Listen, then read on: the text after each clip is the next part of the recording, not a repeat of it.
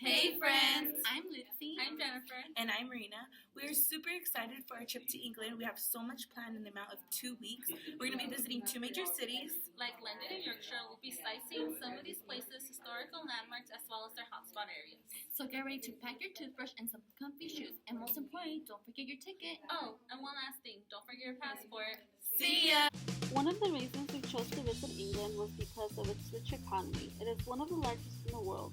The main industry is banking and financing. Their currency is pound sterling. We have to make sure we don't forget to exchange our money for pounds. England's agriculture and art are two of the many aspects that make up England's culture. One thing we cannot forget about is their literature and amazing plays that are associated with England. England's political system comprises a constitutional monarchy and a parliament since 1707. Since February 6, 1952, Queen Elizabeth II has ruled. She represents the Commonwealth of Nations and is the supreme governor of the Church of England. England's school system is not that much different from the United States. State schools offer free education and follow a national curriculum. They also have independent schools, just like private schools in the US, which are seen as very prestigious as parents must pay for the students' education. It is mandatory for students to only attend school until the age of 16 and then decide whether they want to further their education. England's most practiced religion is Christianity, which started in the 200s and 300s of the Common Era. In 664, the English Church aligned itself completely with Roman Catholicism. There were other religions that made their way, such as Judaism, Hinduism, Islam, and Buddhism, but Christianity still remains number one to this day. Since the 1600s, England's language has remained English. In the 11th century, Old English was reserved for the lower classes while the upper classes spoke in Latin. Although the English language in England is modern, it still has certain aspects of many other languages such as Latin, Greek, and French. Our first destination is the big and beautiful London. What better way to sightsee London than the big bus tour?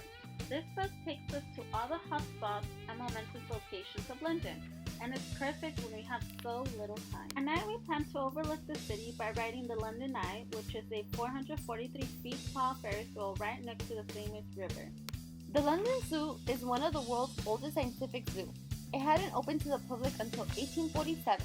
It has a collection of 756 species of animals, making it one of the largest collections in the UK. The Tower of London is one castle we have to visit. It's Her Majesty's Royal Palace and Fortress. The castle was first used as a prison, then later transformed to a place for Her Majesty's Armory, treasury, and home of the crown jewels of England. A sacred destination we plan for is St. Paul's Cathedral. It is not the original cathedral, but is actually the fourth in its place since 1710.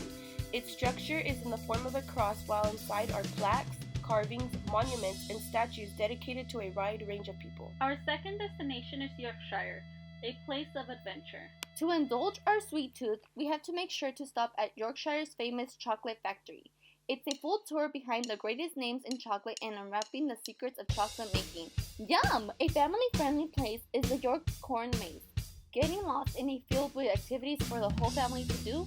Hopefully we don't get too lost. For a bit of tranquility, we plan to stop by the York Museum Gardens. It's an open area filled with a beautiful garden and different species of birds surrounding the area. On the last day of our trip in Yorkshire, it's going to be an adventure of riding in the sky. Yorkshire's Air Museum is a blast from the past. It is a living memorial to all Allied Air Forces personnel, particularly those during the Second World War, attracting people of all ages. We can't wait to experience the culture and diversity England has to offer when we visit. Our plane leaves in just a few hours, so we will see you guys soon to share our adventures.